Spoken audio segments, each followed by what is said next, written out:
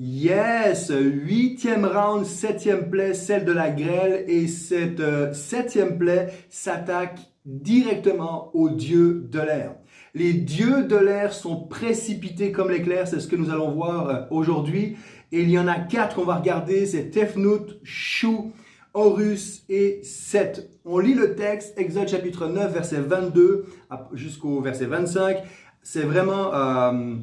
ce fléau est terrible, comme tous les autres d'ailleurs. L'Éternel dit à Moïse, l'Éternel dit à Moïse, étends la main vers le ciel et que la grêle s'abatte sur toute l'Égypte, sur les hommes, les bêtes et toute la végétation dans le pays. Moïse leva son bâton vers le ciel et l'Éternel déchaîna le tonnerre, la grêle et la foudre s'abattit sur la terre. L'Éternel fit tomber la grêle sur l'Égypte, des éclairs jaillissaient au milieu de la grêle et la grêle était si violente qu'il n'y en avait jamais eu de semblable dans toute l'Égypte depuis que la nation existe. Dans l'ensemble du pays, la grêle frappa tout ce qui se trouvait aux champs, aux hommes, sur les bêtes. Elle hacha toute la végétation et brisa tous les arbres. Seule la région de Goshen où habitaient les Israélites fut épargnée. L'été passé, j'ai eu l'occasion, ce n'était pas la seule fois dans ma vie, mais la plus récente remonte à l'été passé, où j'ai eu l'occasion de voir les dégâts causés par la grêle en l'espace de 2 minutes et des poussières, à peine 3 minutes. C'était d'une violence inouïe. L'endroit où j'étais, c'était dans la nature. Les herbes, tout ce qui était de l'ordre du jardin avait été, comme la Bible déclare ici, avait été haché en morceaux comme une lame de rasoir, comme si une lame de rasoir était passée à travers les feuilles. On avait 3, 4, 5 véhicules. Mon véhicule était, et j'étais pas le seul, complètement anéanti. J'ai dû le faire réparer au complet. Il y avait juste eu un côté qui n'avait pas été atteint. Évidemment, c'est le côté où le vent n'avait pas eu accès. C'était terrible, terrifiant. Et ça a duré à peine 2 minutes, 3 minutes. C'est impressionnant. Tout récemment, à Genève, la semaine passée, les autorités de la ville ont dû annuler un événement autour du football, du soccer pour nos amis québécois, de 15 000 personnes qui se réunissaient en plein air, plus d'autres événements qui avaient lieu un peu dans toute la ville, parce qu'il y avait une annonce de tempête, d'éclairs et de grêle. En fin de compte, il n'y a pas eu grand-chose. Il y a eu comme des éclairs, c'est assez impressionnant, mais pas à la hauteur de ce qui avait été annoncé par la météo. Bref, tout ça pour dire que ce qui prend place ici, c'est absolument effroyable. Et les conséquences sont terribles sur la végétation, sur les animaux, sur les êtres humains, sur les maisons, partout. Et c'est ce fléau-là qui va s'abattre. On va regarder à 4 dieux, je te l'ai dit. On va commencer par ce couple. Tefnut, je ne sais pas comment on le dit, Tefnut et Shu. Ouais, chouchou, ça va bien quand ton époux s'appelle Shu, ça passe bien. Donc Tefnut et Shu, c'est un couple. C'est deux frères jumeaux qui se sont mariés, frères et sœurs. Donc jumeaux qui se sont mariés. C'est le premier couple divin. Tefnut, c'est la fille de Ra. Ra qui est le dieu le plus puissant de toute l'Égypte. Donc je l'ai dit, c'est l'épouse de Shu. Ils vont ensemble, ils vont assurer la première procréation d'êtres sexués du monde. Ils vont avoir 2 enfants. On en a déjà parlé dans la 3e plaie. Rappelle-toi, le dieu qui mord la poussière. Donc Geb. Geb est un des enfants de ce couple-là. Et Nut, qui est la déesse du ciel, personnifiée par la voûte céleste. On dit que c'est la mère de tous les astres. Donc cette famille, Tefnut, Shu, Geb et Nut, c'est la famille représentative des éléments primordiaux tels que l'eau, l'air, la terre et le ciel. Je sais, on a l'impression d'être dans le film d'Avatar. L'eau, la terre, l'air et le ciel. Tefnut. Pour revenir à elle, Tefnut, c'est la première divinité féminine à venir à l'existence dans l'univers. On dit que le soleil est sa coiffure. Elle est le symbole elle a le symbole de la fournaise solaire. C'est la déesse, et c'est ce qui nous intéresse ici pour ce qui se passe avec ce fléau, c'est la déesse de l'humidité, de la rosée, de la pluie et des nuages. Donc tout ce qui concerne l'univers de l'eau. Chou, pour revenir à son mari, et qui a une apparence humaine agenouillée dans l'iconographie, donc qui est agenouillé en train de supporter le ciel ou le soleil. Alors si Tefnut symbole est un symbole d'humilité de l'eau en général, Chou, lui, c'est le symbole de l'air. C'est le maître de l'air. Encore une fois, on a l'impression d'être dans Avatar. C'est le maître de l'air, et ce couple-là, à eux deux, dans l'iconographie, vont former deux têtes de lion qui vont tenir l'horizon ensemble. Ce couple est considéré comme l'entité primordiale, une entité qui est abstraite, qui a ni caractéristiques ni attributs particuliers. Il n'y a pas un centre de culte qui a été créé à leur égard.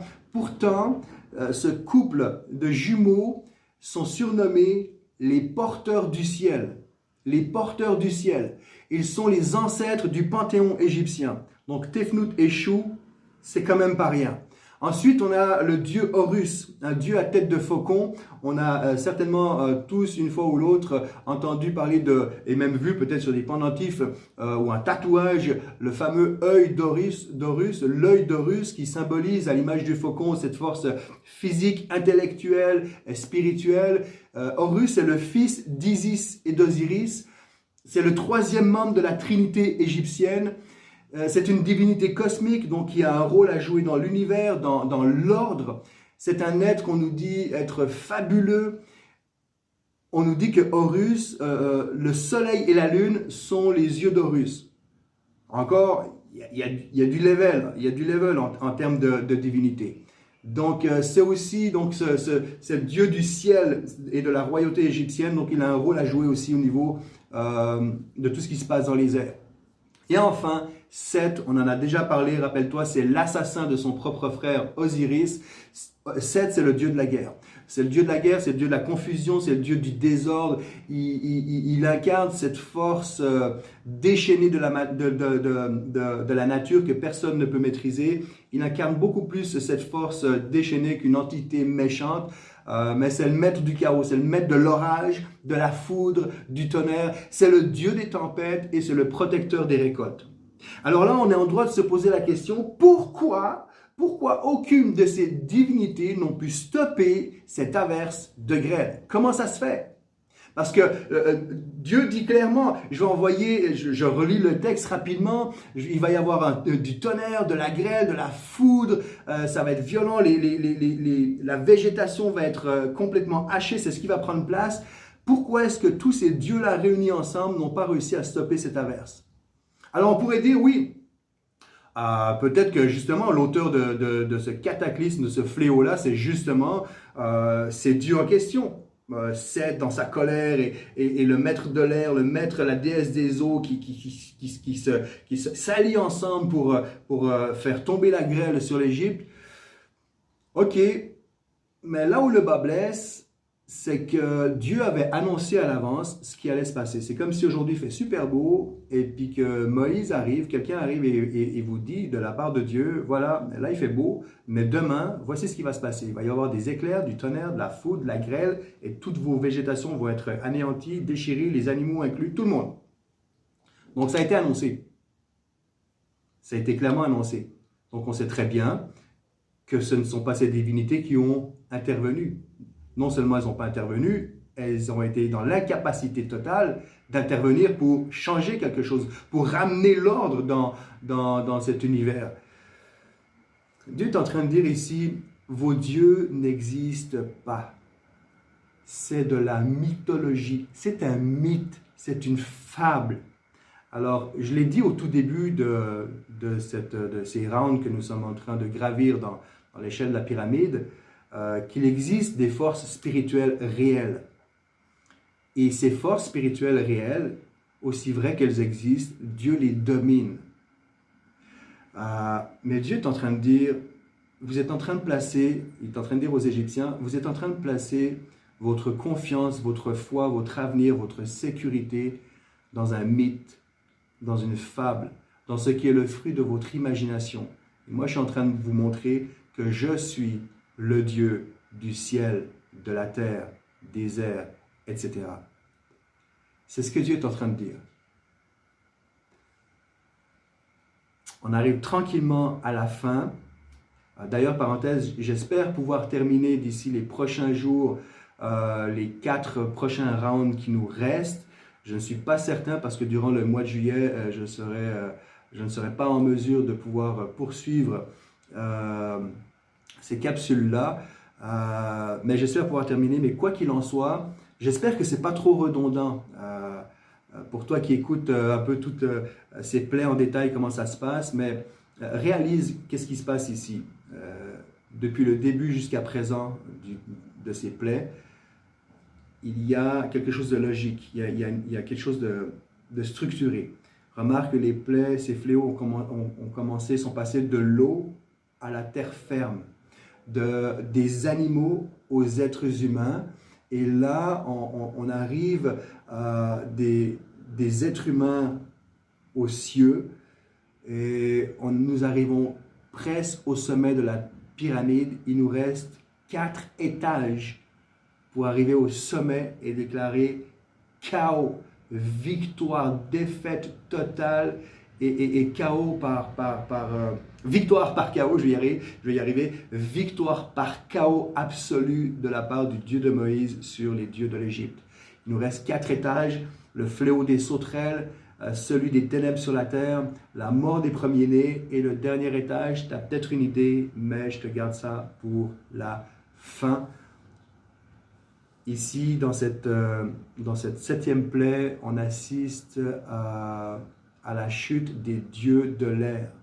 Les dieux de l'air sont précipités comme l'éclair, qui fait pour moi écho ici à Luc chapitre 10, verset 18 dans le Nouveau Testament, lorsque Jésus dit « Oui », leur répondit-il, « Je voyais Satan tomber du ciel comme l'éclair. » Donc, j'ai pas de mots. Dieu est incomparable.